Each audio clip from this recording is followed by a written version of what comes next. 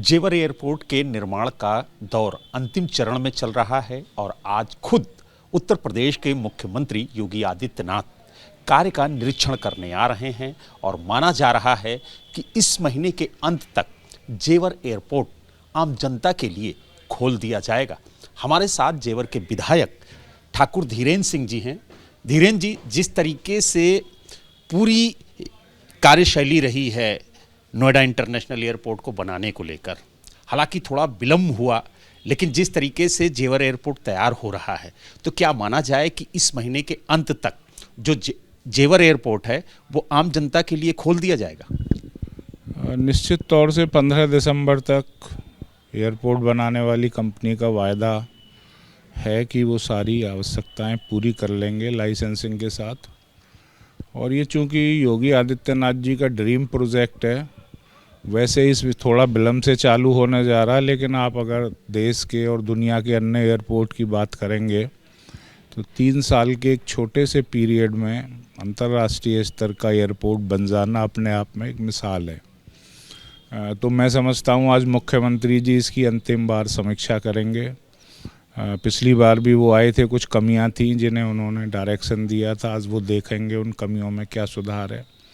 Rally स्थल का भी अवलोकन करेंगे, उसके बाद हम लोगों से वार्ता भी करेंगे मौजूद अधिकारियों से। तो मैं समझता हूँ कि 15 दिसंबर के बाद कभी भी इस एयरपोर्ट को चालू किए जाने की सहमति हमारे प्रधानमंत्री देंगे। और इन्हीं दिनों में नवंबर की अगर हम बात करें तो पिछली बार भी वो सन 2021 में नवंबर महीने में आए थे। हमारा तो इरादा था कि नवंबर में ही स्टार्ट करें, लेकिन कुछ ऐसे हालात और परिस्थितियां हो गई जिसकी वजह से थोड़ा विलम्ब हुआ।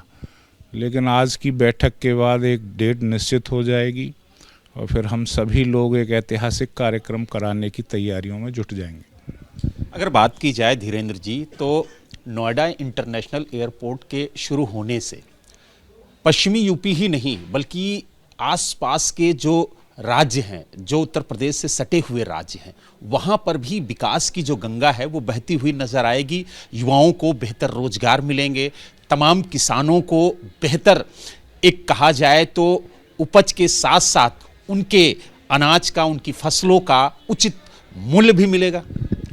इस एयरपोर्ट की स्थापना का मकसद ही इस इलाके में खुशहाली लाना था, लेकिन इसका प्रभाव प्रदेश के उन असंख्य नौजवानों को मिलेगा, रोजगार के अवसर मिलेंगे जो उत्तर भारत में रहते हैं। ये अपने तरीके का एक ऐसा एयरपोर्ट है जो बेहतरीन कनेक्टिविटी के साथ अनेकों मल्टीनेशनल कंपनियों की स्थापना की सौगात इस क्षेत्र में लेकर आया है।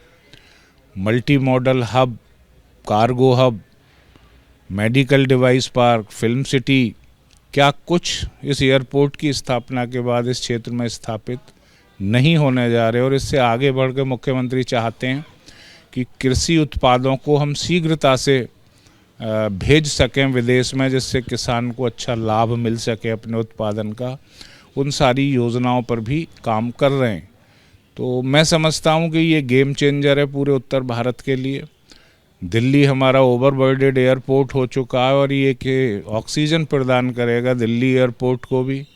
और मैं तो इससे भी आगे बढ़कर कहना चाहता हूं कि चूंकि क्रूड ऑयल पर हमारे यहाँ बहुत कम टैक्स है, तो यहाँ की यात्राएं भी सस्ती होंगी और लोगों को एक अन्य डेस्टिनेशन मिलेगा अपनी यात्रा के लिए। बरेली के लोग हों, आगरा साइड के हों, अब कोई दिल्ली जाना पसंद नहीं करेगा। और हम शुरुआत से ही देश के कई शहरों को जोड़ने जा रहे हैं। उसके बाद विधिवत 3 महीने बाद अंतर्राष्ट्रीय उड़ानें भी चालू करने की हमारी योजना है।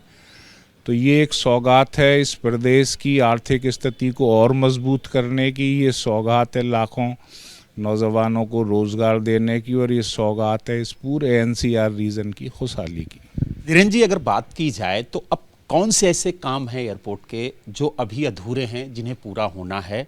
क्योंकि आप हर बार वहां पर जाते हैं, जब सीएम आते हैं तब भी आप मौजूद रहते हैं, वहां का निरीक्षण समय समय पर आप भी करते हैं।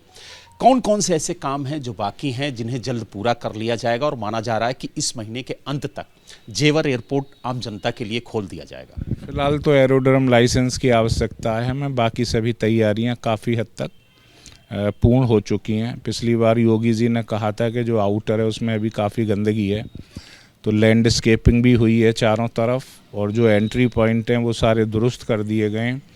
अंदर एक जो हमारे सिस्टम है सिक्योरिटी के या टिकट जहाँ से लोग अपना बैगेज इन करते हैं, उन सब की चेकिंग हो चुकी है। एक सिंबॉलिक फ़्लाइट चलाई गई थी अहमदाबाद के लिए, तो उन सारी प्रक्रियाओं का आकलन हो चुका है। अब सिर्फ इंतज़ार है एरोड्रम लाइसेंस प्राप्त होते ही, जो हमें 2-4 दिन में मिल जाएगा।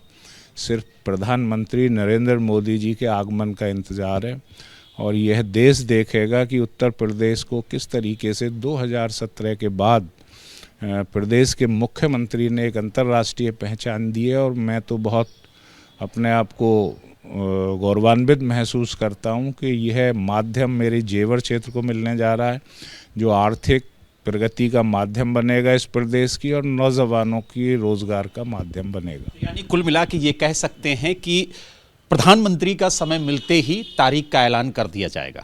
निश्चित तौर से आज जो भी निरीक्षण होगा, जो बैठक होगी, उसके बाद सिर्फ और सिर्फ प्रधानमंत्री कार्यालय को रिपोर्ट प्रेषित की जानी है। एरोड्रम लाइसेंस भी तैयार है, सारी प्रक्रियाएं पूरी हो चुकी हैं, और जैसे ही प्रधानमंत्री जी का समय आ जाएगा, हम लोग एक ऐतिहासिक कार्यक्रम कराने की तैयारियों में जुट जाएंगे। पिछली बार आपने देखा था 3 से 4 लाख लोग उनकी रैली में थे। इस बार भी हम चाहेंगे कि उसी संख्या के साथ हम अपने देश के प्रधानमंत्री का स्वागत जेवर की सरजमी पर करें। एक आखिरी सवाल, जेवर एयरपोर्ट शुरू होने के बाद दिल्ली एयरपोर्ट का जो दबाव है वो कम होगा, और साथ ही जो आसपास के पर्यटन स्थल हैं, खास तौर से अगर बात की जाए तो मथुरा, वृंदावन, आगरा, तो यहाँ पर जो फुटफॉल है वो बढ़ेगा, जो आम जनता है वो यहाँ पर आएगी, और एक बेहतर कनेक्टिविटी लोगों को मिलेगी। अब तक जो भी आगरा या मथुरा जाने वाले पर्यटक होते थे वो दिल्ली को ही बेस बनाते थे। अब एक माध्यम हमारे पास जेवर एयरपोर्ट के रूप में होगा, जिससे पर्यटक यहीं उतरेंगे, और चूंकि मथुरा वृंदावन कॉरिडोर में अपार संभावनाएं पर्यटन की हैं। इससे आगे अगर हम आगरा ताजमहल और रेड फोर्ट की बात करें, मात्र 1 से 1.5 घंटे की दूरी पर आगरा हमारा स्थित है। तो ये एक पूरी चेन बन जाएगी, जो पर्यटन के लिहाज से, संस्कृति के लिहाज से पूरा ऐसा कॉरिडोर विकसित हो जाएगा जहां अपार संभावनाओं के साथ पर्यटन बहुत फलेगा फूलेगा। तो यानी आपने देखा, हमारे साथ जेवर के विधायक ठाकुर धीरेन्द्र सिंह जी थे, जिन्होंने बताया कि जेवर एयरपोर्ट लगभग बनकर तैयार है, सिर्फ एक एनओसी की जरूरत है, और जैसे ही प्रधानमंत्री का समय मिलेगा उसके बाद उस ऐतिहासिक तारीख का ऐलान कर दिया जाएगा जब एयरपोर्ट आम जनता के लिए खोला जाएगा। जेवर से वीडियो जर्नलिस्ट राजेंद्र सिंह के साथ बलराम पांडे, एबीपी न्यूज।